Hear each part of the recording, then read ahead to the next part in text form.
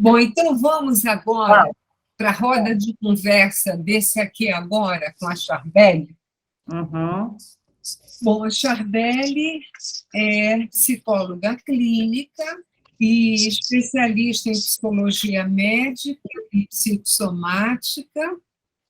E a Charbel vai nos apresentar essa joinha da sala de análise, que é um lugar tão mágico, é um lugar tão especial, é um lugar de uma intimidade, num encontro a dois, numa história que chega e que vai tendo encontros com a história dos dois, e a partir daí, que esse livrinho vai trazer, né, emoções na sala de análise, na clínica com crianças, aqui, onde vai transitando nessa viagem aqui com a criança.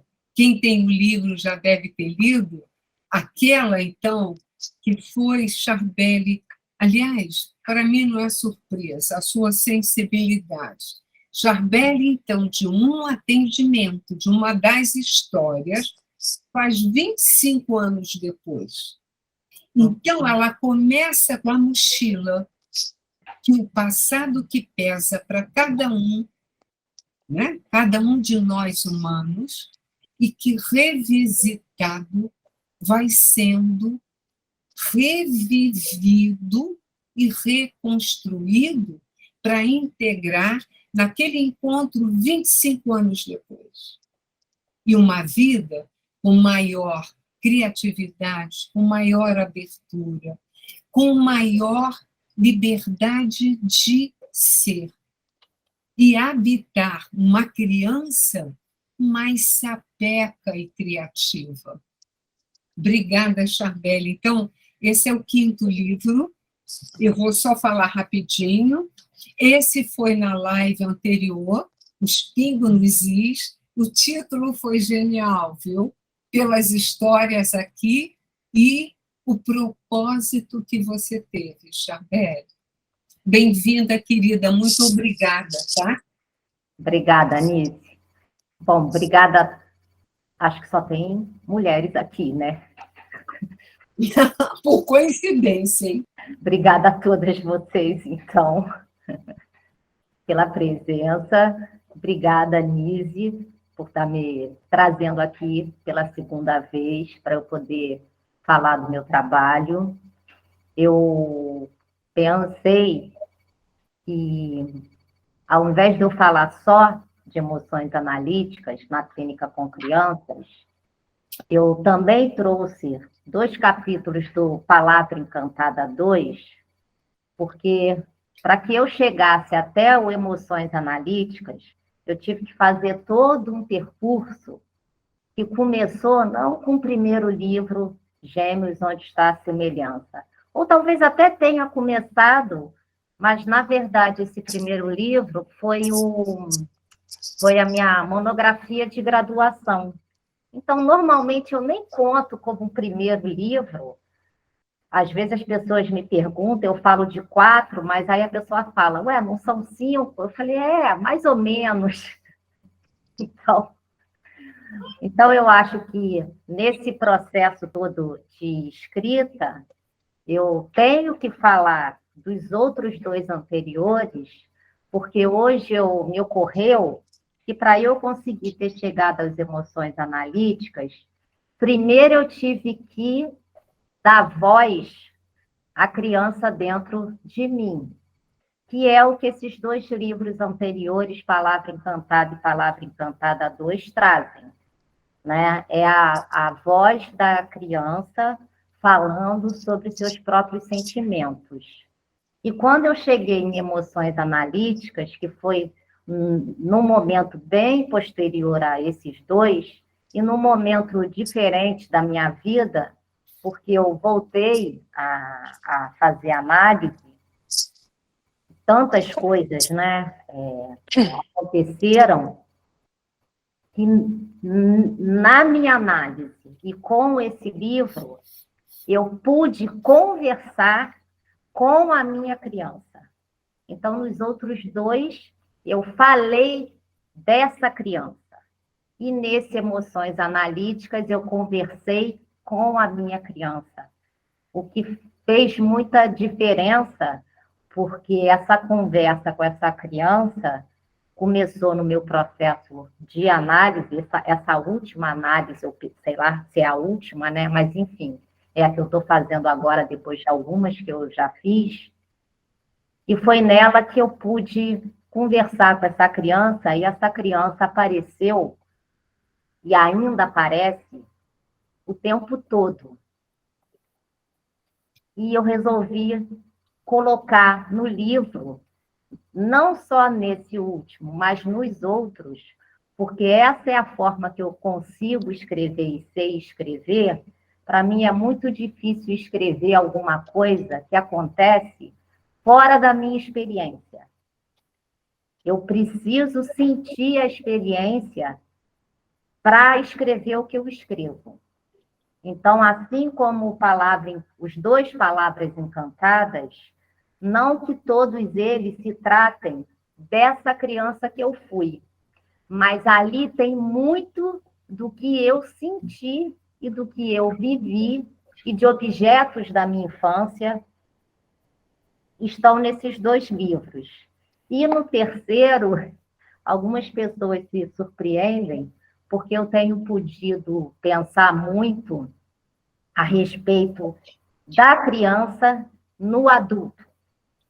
Então, esse último livro, apesar de ser um encontro analítico com uma criança, eu sinto que a minha intenção, o tempo todo, enquanto eu escrevia, era falar dessa criança que está no adulto e com quem a gente encontra no consultório, né? Lógico que tem capítulos onde eu falo da própria criança, da criança que chega até nosso consultório, mas também tem muito da criança que aparece no adulto nos nossos consultórios. Então, eu vou ler aqui um trechinho rapidinho do que eu escrevi, para eu não me perder, e depois eu vou ler não só três capítulos do Emoções Analíticas, que é o A Mochila, Os Relógios e 25 anos depois. A ideia de escrever Os Relógios e o capítulo 25 anos depois é porque a história do 25 anos depois fala da menina dos relógios. E quando eu terminei de escrever o livro, o último capítulo não foi 25 anos depois. Eu tinha escrito só os encontros com as crianças. Mas aí depois eu fiquei pensando e achei que ia ser muito estranho terminar um livro com um capítulo assim. O último capítulo é esse. Aí me surgiu a ideia de escrever o 25 anos depois, também pensando na minha própria análise. Então, eu acho que todo o processo desse livro, e esse livro nasceu do meu próprio processo analítico e do contato com essa criança que apareceu e com quem eu conversei e converso bastante durante o meu processo de análise, né? Então, eu penso que a chegada de algum paciente adulto no nosso consultório, todo mundo sabe, pode nos surpreender, porque até mesmo eu me surpreendi com a força e com o poder que esses habitantes dentro de nós têm e que às vezes a gente nem sabe da existência deles, ou se sabe, não sabe da potência que eles têm e do que eles nos causam durante o processo de análise. Então, eu vou ler aqui um pouco do que eu escrevi, e eu eu penso que seria melhor, quando eu for ler os capítulos de emoções analíticas, talvez ler os 3 capítulos, porque como o livro é pequenininho, os capítulos também não são longos, né? Então, eu acho que eu vou ler os 3 e depois eu falo um pouco sobre cada um deles. Acho que é melhor assim, para não perder o ritmo, né, da conversa. Mas antes eu vou ler aqui o que eu escrevi. Eu coloquei inicio minha fala, só que eu já iniciei ela há bastante tempo, mas, enfim, vou ler como eu escrevi. Inicio minha fala trazendo um pequeno trecho do capítulo O Abajur Estrelado, do meu livro Palavra Encantada, para apresentar a vocês a criança que eu fui. Apresentar as crianças que, sem poderem usar sua voz, se silenciam após muitas tentativas frustradas de se fazerem ouvir. Desistem e buscam dar conta de si sozinhas e solitárias, mas não sem pagarem um preço alto no presente e no futuro. São crianças que encontraremos nos adultos que chegam aos nossos consultórios e crianças que têm a sorte de chegarem até nós antes de se tornarem adultos, podendo nos mostrar as feridas ainda em carne bem viva, abertas. Meus livros buscam dar esse alerta, mostrar que o bebê e a criança estão em nós, vivem em nós, são habitantes contundentes em muitos momentos, aparecem quando menos esperamos, aparecem dentro e fora de um processo analítico, fazem eco, nos empurram para comportamentos que não fazem sentido, tomam conta do ser ao se engancharem no adulto ou vice-versa. Fazem barulho, gritam, choram, esbravejam, mostram o tamanho da falta, da dor, da necessidade não atendida, do buraco que as experiências primitivas, precoces, deixaram.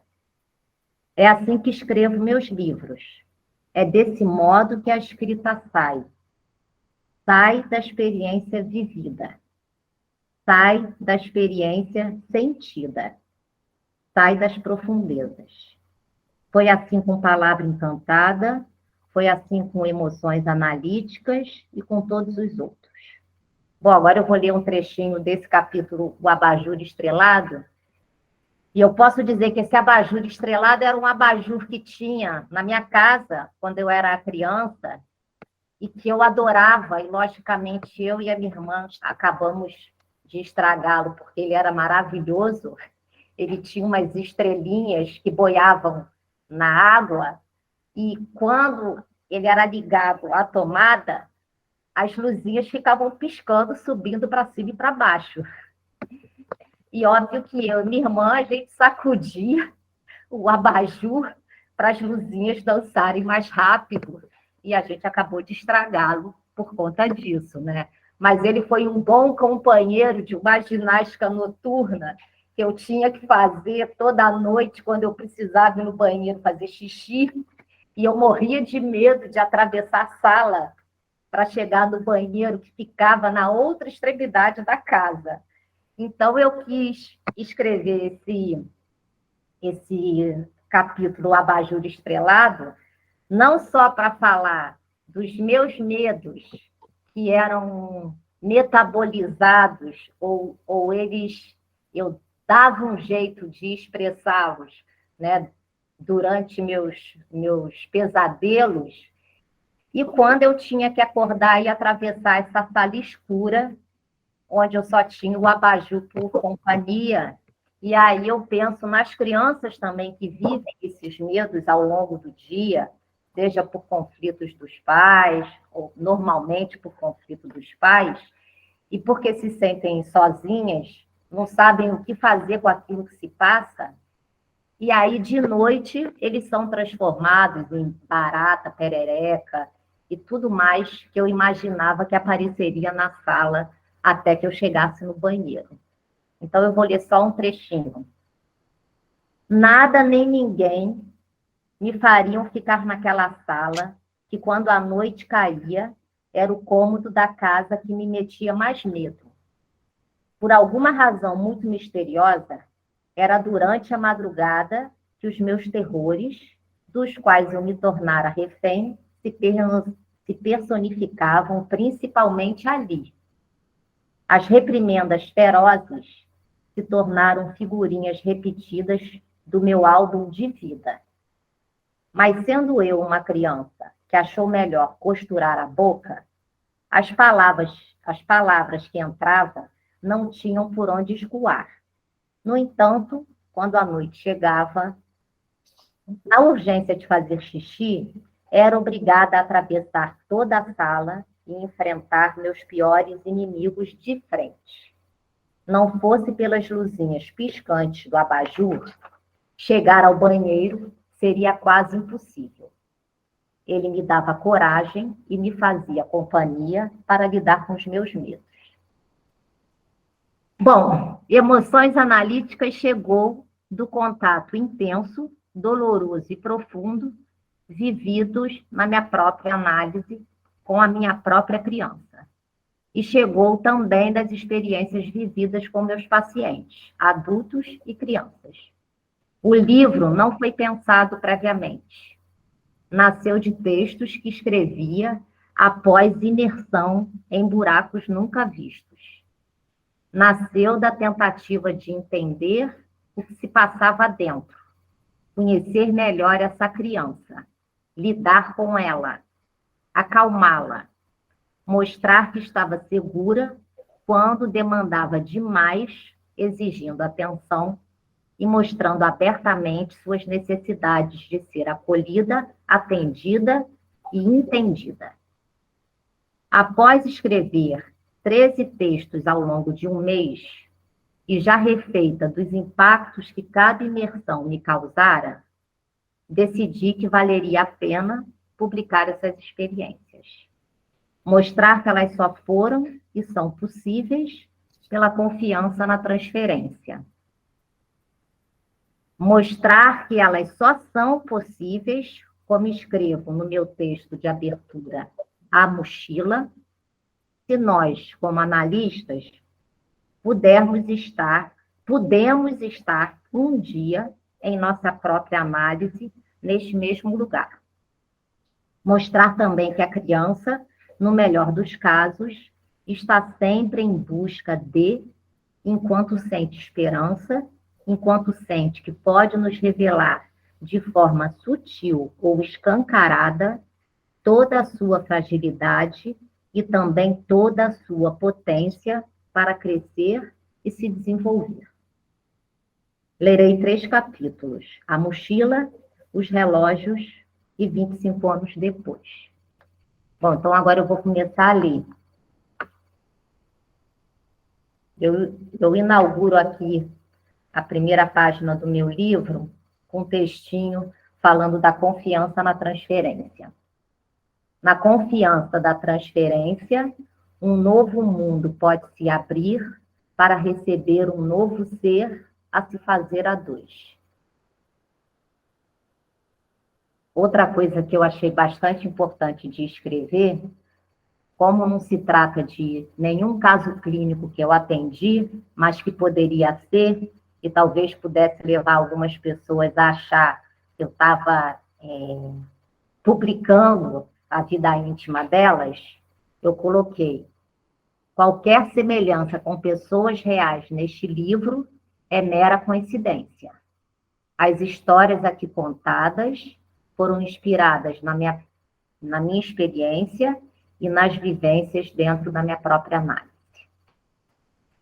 Bom, então eu vou ler A Mochila, que foi o primeiro capítulo. A menina chega cansada, quase ofegante, e se joga no sofá como se estivesse carregando uma pedra nas costas. Ela me olha sem graça e diz: é que meu passado pesa muito, e vim aqui porque me disseram que você ajuda as crianças a tirá-lo de dentro para dar nome e sentido a ele. Enquanto falava, não tirava os olhos de mim e mexia os ombros. Parecia querer me mostrar que algo a incomodava. Então digo: quer que eu tire a mochila das suas costas? Arregala os olhos surpresa, abre um sorriso gigante e diz: como você sabe que a carrego? Nunca ninguém a viu? Respondo: é porque um dia sentei num sofá parecido com esse e me joguei como você. Meu passado também me pesava muito. Bom, agora eu vou ler os relógios. E eu devo confessar a vocês que, enquanto eu escrevia esse capítulo, de uma certa maneira eu me divertia muito, porque, aliás, todos os livros que eu escrevo, exatamente porque muitos deles, muitas das histórias fazem parte de experiências vividas por mim, eu me divertia com as próprias ideias que eu dava para pensar na criança que eu fui e na criança que apareceu, e por isso eu escrevi esse capítulo, porque essa criança daqui, dos relógios, é a mesma criança que lá mais para o início da minha análise, sentia falta da análise e ficava querendo que a análise chegasse. Então eu pensei, bom, eu acho que eu vou escrever e vou dar o nome do capítulo, Os Relógios, exatamente porque, às vezes, essa criança dentro de mim ficava contando as horas e os dias para a sessão de análise seguinte chegar. Então, esse é um dos meus capítulos favoritos, porque eu me diverti bastante imaginando as cenas na minha cabeça. A escola onde a menina estudava ficava bem ao lado do prédio do consultório. Nos víamos todas as terças e quintas, às 17 horas, há 2 meses. Suas aulas terminavam às 16h45. Nas sessões de terça, ela sempre desenhava, ao chegar, relógios. Os de parede, aqueles que funcionam como despertador, os de celular, o seu próprio. Neles, a hora que marcava era a mesma, o nosso horário da sessão. Também adorava me mostrar o que carregava em seu punho. Pedia-me para mostrar o meu, pegava o que ficava na mesinha e o ajustava em 16h45. Dizia-me que gostava dessa hora. E eu que ela gostaria de ficar mais tempo em minha companhia.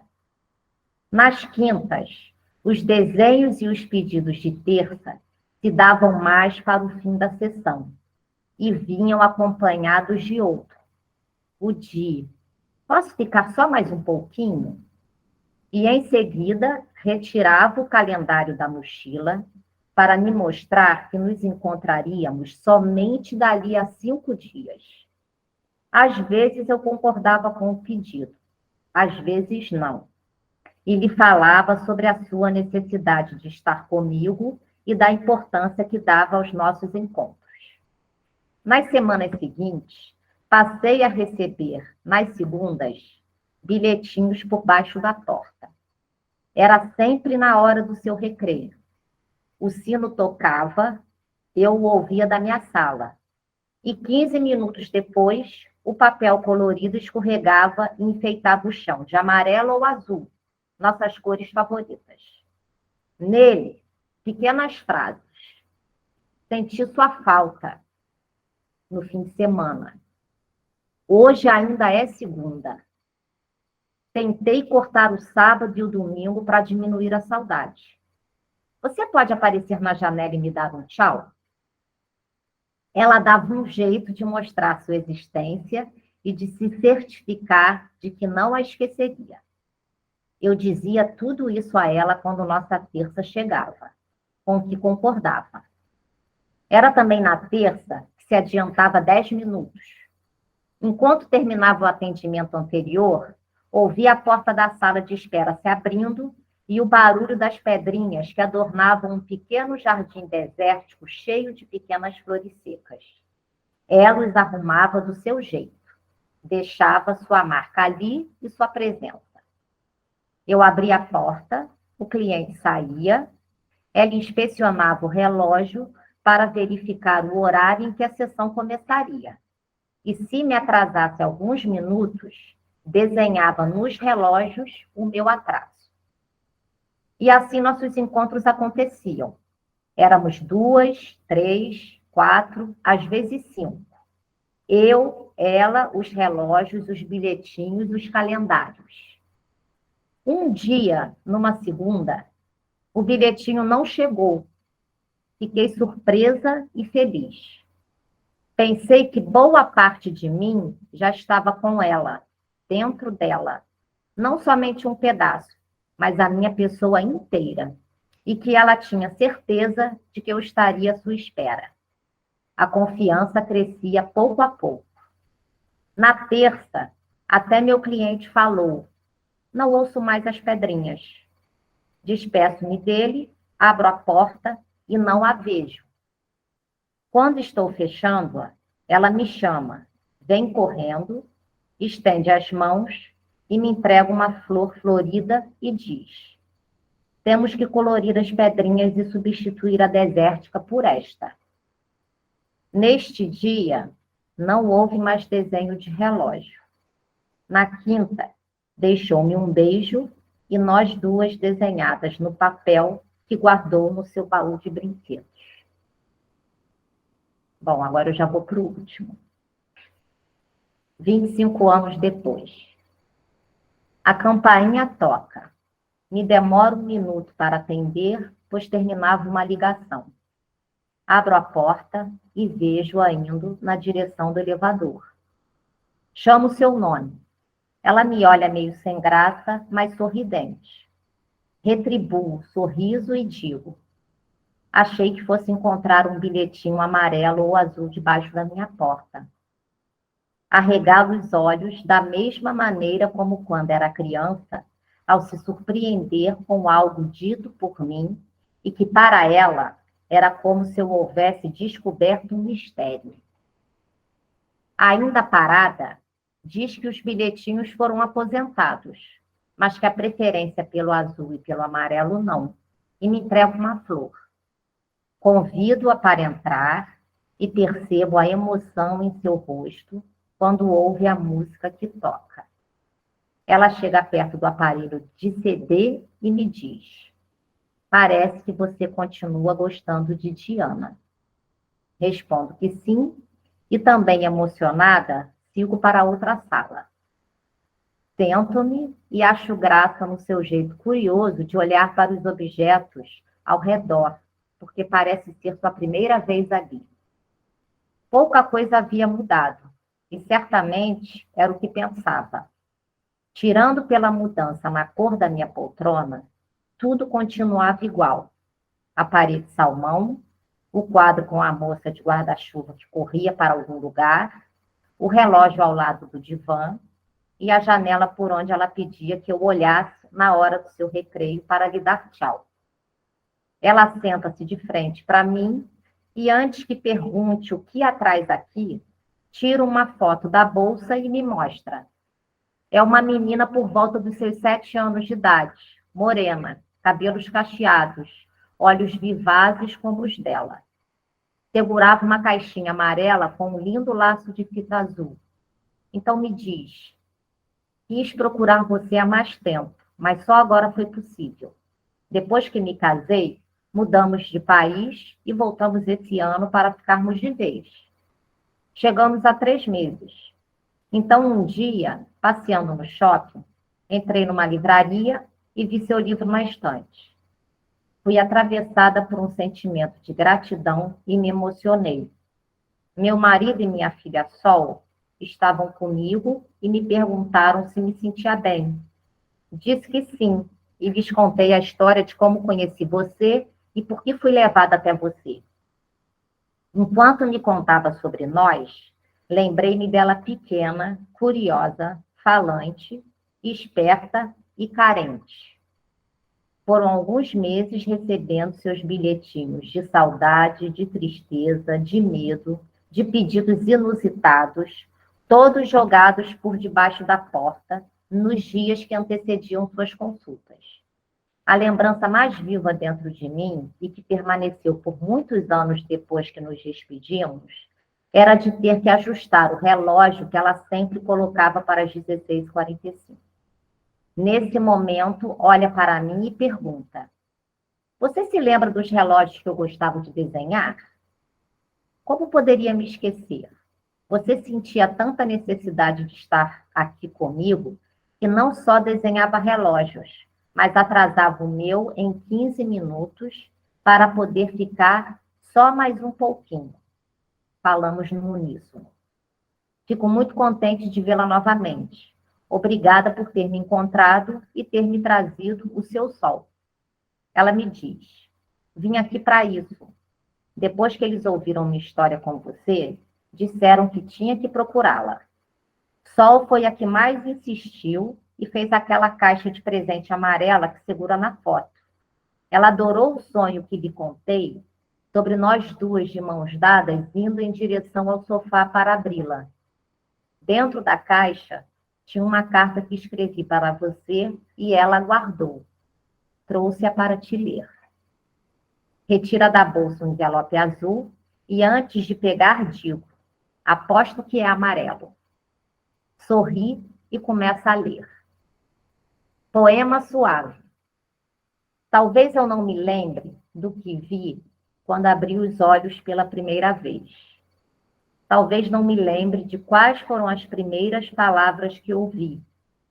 Talvez não me lembre de como eram os olhos que me fitaram quando chorei ou falei pela primeira vez.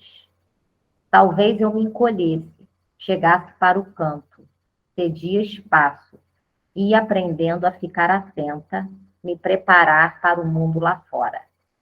Às vezes me abrigava encostada por dentro na barriga da minha mãe e vivia a permanente experiência de sentir uma presença pulsante. A saída ou a chegada não foi bem como esperei. Até que encontrei você. Não. Primeiro encontrei suas palavras que falaram comigo. Elas se abrigavam em folhas que as acolhiam e me acolheram. Umas eram plácidas, doces, suaves. Outras fortes, intensas, marcantes, robustas. Nenhuma delas me lembrava beijo na parede. Elas abriam meus olhos, cantavam em meus ouvidos, pareciam saber meu nome.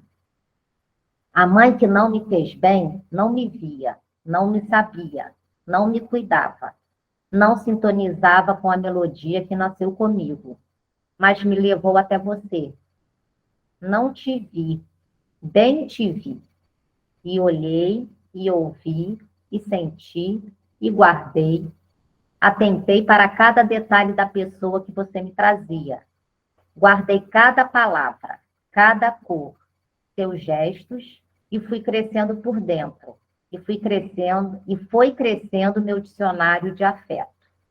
Encompridei meu ser de juntidade, de balões coloridos, de hesitação, de pentimento, do bolo que um dia você ainda vai aprender a fazer, da nuvem que caminha, do que é vaga, porque bunda você sabe, do brinco que é pendurado, e você diz que dá sorte, do quarto 19, da blusa de alça amarela, da primeira pergunta que me fez. Quero saber o que martela a sua cabeça. Da árvore no Japão que as pessoas procuram e que não há em cada esquina, mas existe aqui e eu encontrei. Nesta noite, acho que quis te ver. Abri os olhos mais de 6 vezes, quase a cada 2 horas. Não doeu, não chorei, não lamentei. Acho mesmo que vivi a ilusão de despertar para acordar na terça ou na quinta, dias que nos encontrávamos e que nos encontramos por alguns anos.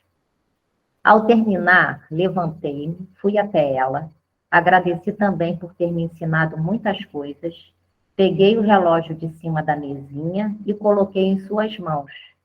Ela o ajustou para 16h45, colocou-o de volta no lugar, me deu um abraço e me chamou de Sol, como costumava me chamar.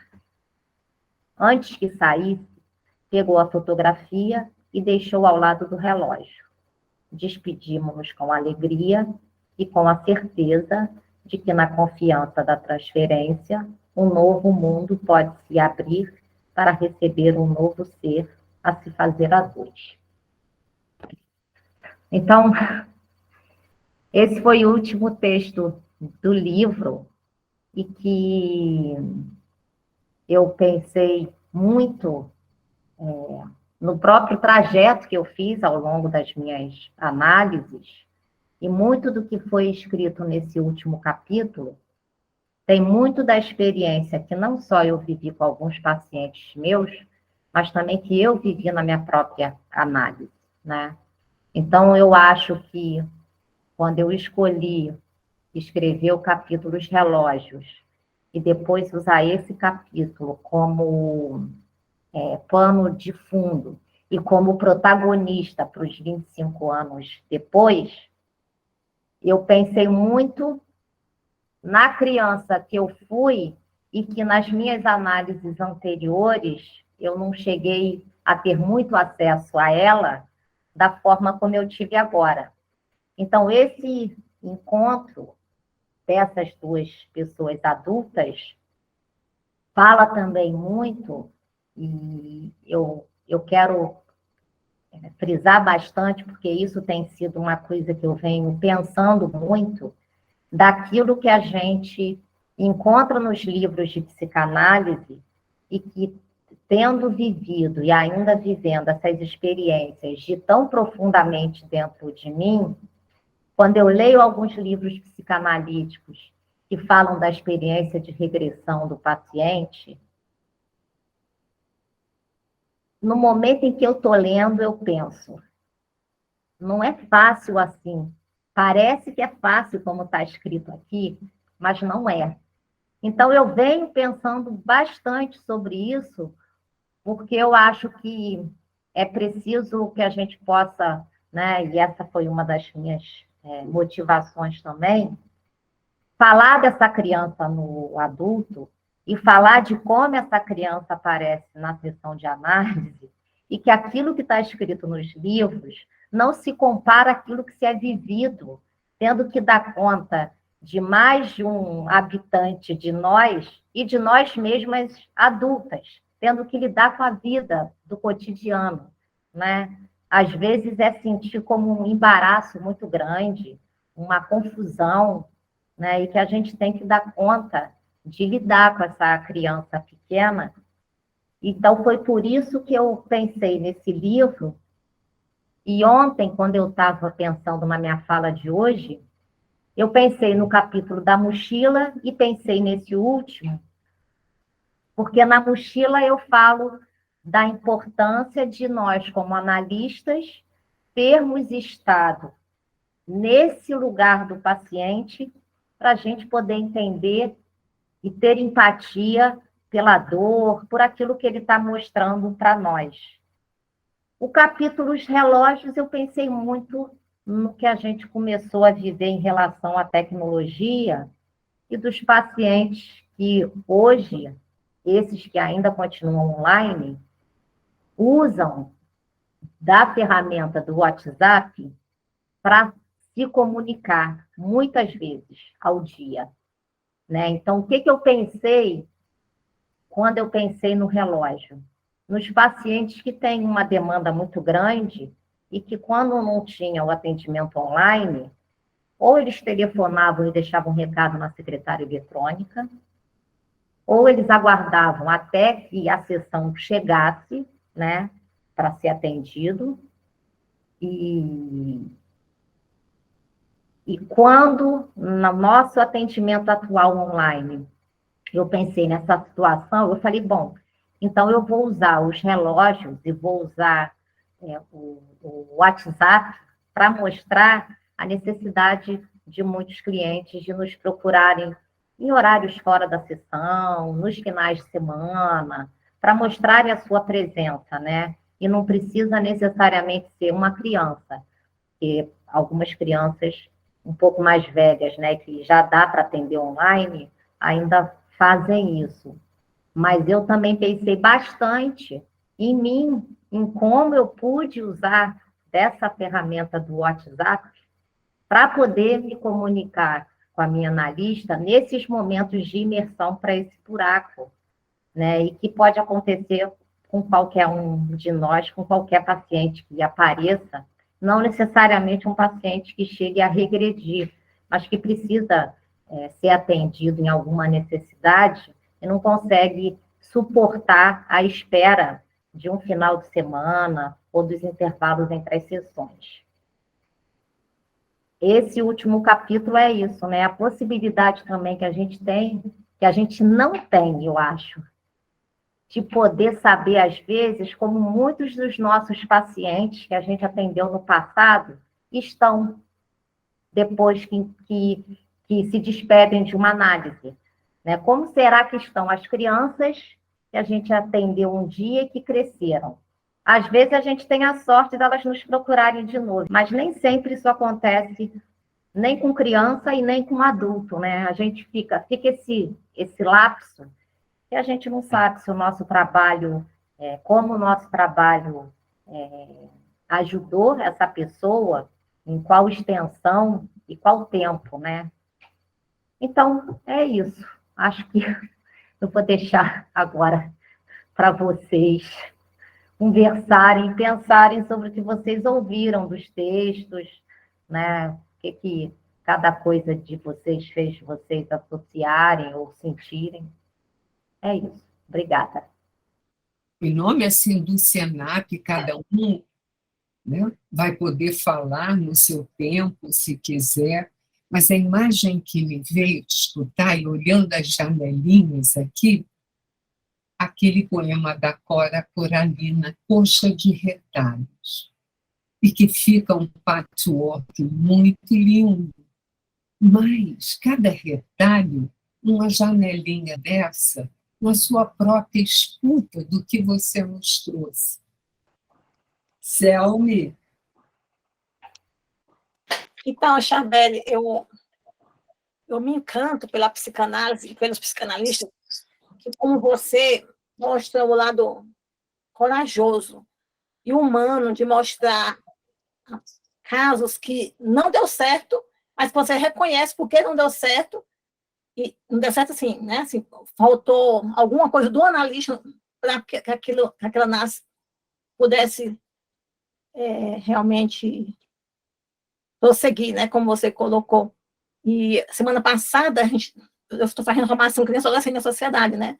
E a gente estava lendo um texto do Davi Levinsky, também outro maravilhoso, que ele fala sobre a contra-transferência no adolescente, né? E esse texto dele, você falando, eu me lembrei muito desse texto dele, porque ele também, o tempo todo ele está falando de uma relação dele com o paciente e das vezes que ele não conseguiu chegar e assim, e o texto, assim como você, nos percebe-se um analista muito vivo, muito implicado e muito presente, muito humano, né? E assim como também do Winnicott, quando falou que agradeceu os pacientes dele pelo analista que ele se tornou, né? Então, essa psicanálise me encanta, sabe? Eu não tenho mais paciência pela psicanálise daqueles que ficam mostrando que tem um suposto saber e que sabem tudo, e que todas as análises dão certo, ou quase todas dão certo, sabe? O pessoal aí eu me cansei já, sabe? Eu gosto de gente assim. Que mostra, que se mostra, que se implica, né? Que diz que a mochila também, né? E que o passado também pesou. Mostra a mochila e mostra a sua mochila também, né? Não fica só esperando que o paciente mostre, né? Obrigada.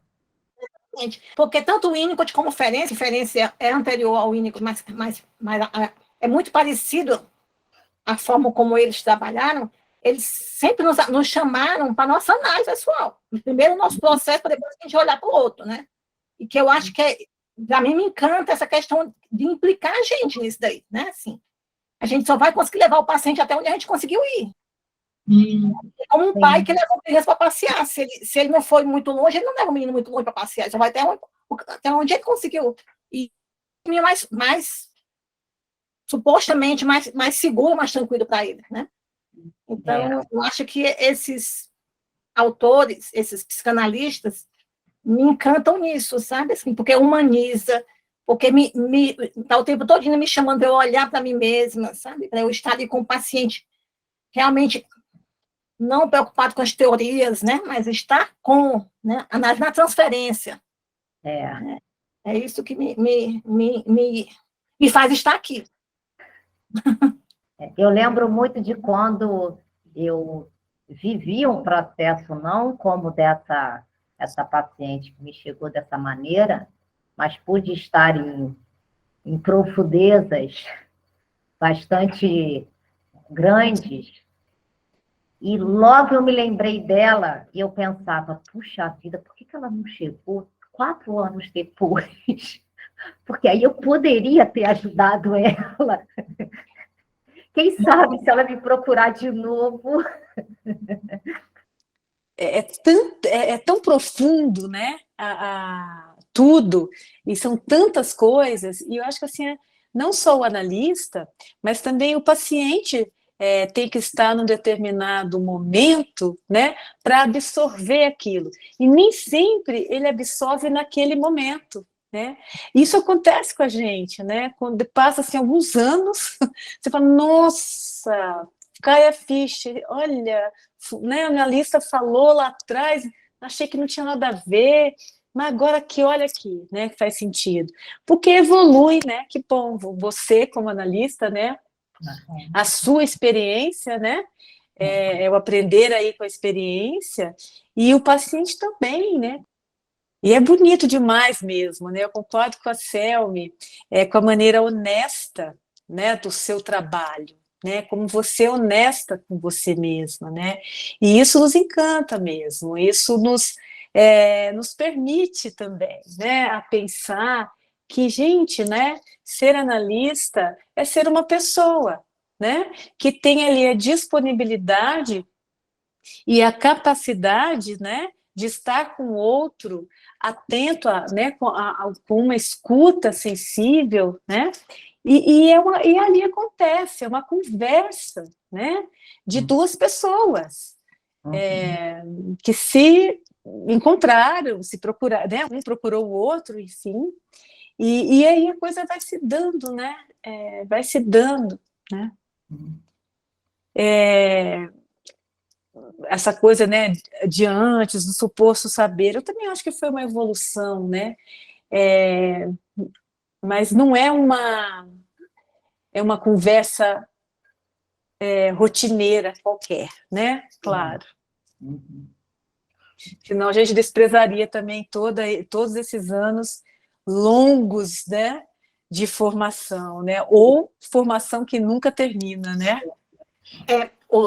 Eu atendo a idosos também, né? E eu perdi um paciente idoso na pandemia. E foi muito difícil a mim essa questão, porque de saber de que eu não ia poder mais. Não era uma análise que estava terminando e que ele podia voltar um dia. Ele simplesmente estava terminado mesmo, né? E para mim foi muito difícil isso, assim, de saber de que eu não teria mais outro momento, né? E foi tão linda a última sessão, assim, que eu ainda estou processando isso, assim, sabe? Os pacientes ficam em nós também, né? Não só a gente fica nos pacientes, né? É importante que a gente fique neles, para eles irem se desenvolvendo, mas a gente também fica com eles, né?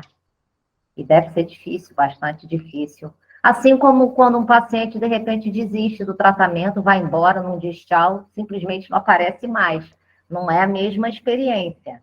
Mas, se ele também não volta mais, é um luto, né? Você nem sabe, né, o que aconteceu, não tem nem como saber, né? E a gente se pergunta, será que eu fiz, né? É. Será que eu fiz de errado? Eu, pelo menos, pergunto, o que será que eu não fiz de certo para ele ter ido embora? E nem sempre a gente faz alguma coisa errada, né? Mas é bom a gente poder também se perguntar isso, né? É uma palavrinha-chave, Aham, Chardel, aham. que chama-se gratidão, né? É, Tem pacientes que têm uma gratidão, né, por nós muito grande, né? é, E voltam, né? é, A Muito transferência importante. afetiva e positiva e tudo. Depois de anos. é. Mas tem uns que chegam e não conseguem nem chegar nesse processo Não. no desenvolvimento de atingir a gratidão, né? É. No Fica processo, num processo invejoso, né? no A É. processo de crescer, competição, não né? atingiram ainda essa etapa, né? É. Então, alguns vão embora antes de chegar nesse lugar. E, e aí eu fico me perguntando até se, se é ingratidão ou se foi um processo interrompido porque o paciente não deu conta de lidar com essas questões tão difíceis, né? No processo de análise. E aí não atingiu a gratidão, para poder ter gratidão por nós, pelo menos, né? Isso que a gente vê nos livros que eu tenho lido, eu acho que aquilo que é escrito, da maneira como a gente lê, parece que é muito fácil e que acontece em todos os processos de análise, né? Esses processos regressivos, e que é fácil de lidar com essa situação, tanto do lado do paciente quanto do lado do analista. E eu tenho visto o quão difícil é viver essa experiência, né? Ter vivido essa experiência e quem sabe meu próximo livro será exatamente sobre isso, né? Vamos ver. Já que eu disse lá no início da minha fala que eu só consigo escrever através da experiência, né? E não fora da experiência, em algum momento pode ser que nasça um livro onde eu fale dessas experiências, né? Quem sabe? Chardel, Ah, querida, bom, temos mais uns 5 minutinhos. A gente está aproximando assim do fim, mas você está finalizando, de certa forma, botando água na boca para a espera do seu próximo livro. Lembrando aqui o livro Com Licença Poética, Luísa Moura. Esse livro, o título é muito lindo, né? Humanos. Então, ela diz assim, na orelha do livro, adoro essa expressão, na orelha do livro, a gente escuta mesmo, né? Este livro fala de amor que se faz cuidado, e do cuidado que se faz confiança. E é como você também abriu o seu livro, Antes da Mochila, quando você diz, na confiança da transferência, um novo mundo pode se abrir para receber um novo ser a se fazer a luz. E esse novo ser, tanto pode para o analista como para o paciente, porque o vetor é duplo. Sair ileso de uma aventura, né? De transitar no país do outro, estamos implicados. E há de se ter fé, de Bion. Exatamente. Mas, gente, alguém quer dar assim umas últimas palavras, se não cale-se para um próximo encontro. É isso que eu ia falar. Eu só quero falar uma coisa, eu acho que eu quero cumprimentar a Andréia Fournier, porque eu acho que ela comprou meu livro. Andréia comprou. Cadê a Andréia? Eu lembrei do sobrenome. Então, prazer, Andréia. Agora eu estou te conhecendo pessoalmente. A Luísa A Luísa também. Prazer, Luísa. Obrigada também pelo tempo que vocês me dedicaram. Obrigada mesmo. Obrigada. Obrigada, Charbel. Um beijo prazer. grande. Boa noite. Boa noite. E você falou, Charbel, obrigada pelo tempo que vocês me dedicaram, foi isso? Foi. Aí, eu vou falar pela minha voz, mas talvez aí pelos comentários seja ecos também, né? Muito obrigada pelo tempo que você nos alimentou também. Exatamente. Boa noite para vocês. Boa noite, gente. Boa noite. Tchau, tchau. Tchau.